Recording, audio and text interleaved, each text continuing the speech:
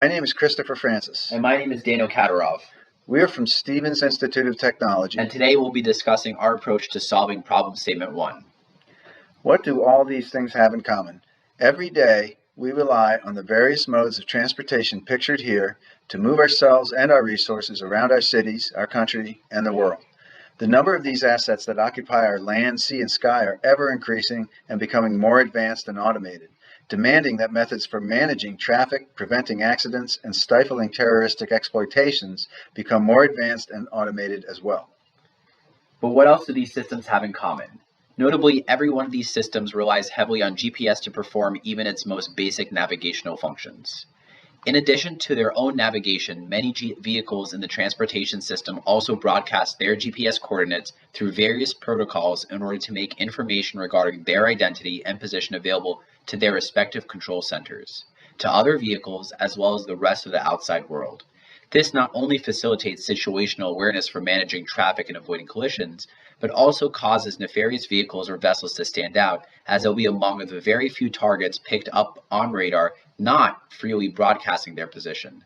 The table on the right shows AIS for ships, ADS-B, and remote ID for planes and drones respectively, as well as PTC or positive train control for rail.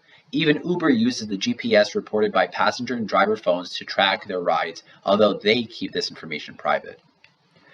It should be noted that for all its benefits and wide usage, in reality, GPS signals are weak, unencrypted, and easily mimicked, which creates an opportunity for exploitation by nefarious actors through a spoofing attack.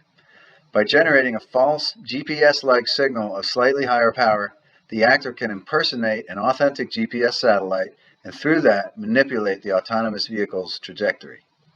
Inertial navigation systems were initially developed in the 1950s to provide underwater navigational capabilities by generating estimations of a vehicle's position and orientation based on measurements from a suite of internally mounted motion sensors.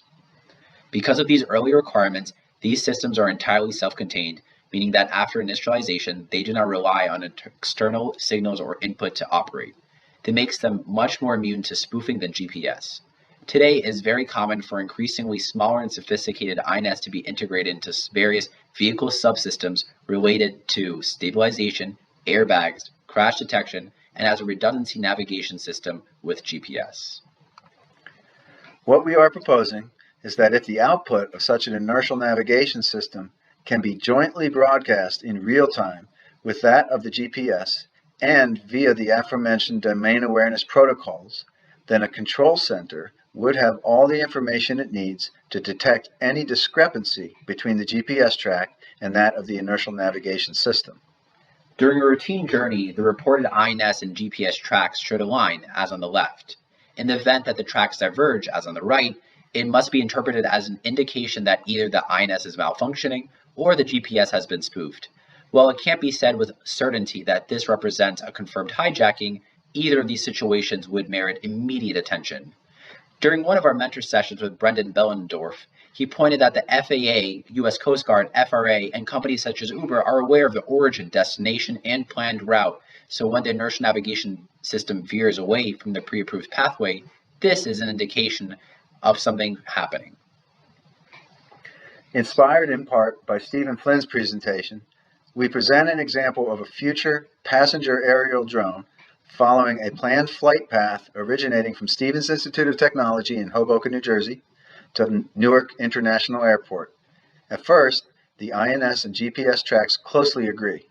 Then, while the drone's GPS report is showing it approaching its planned destination, the INS track shows it suddenly veering off to the south toward the Port Newark container terminal, potentially as a high-value critical infrastructure target.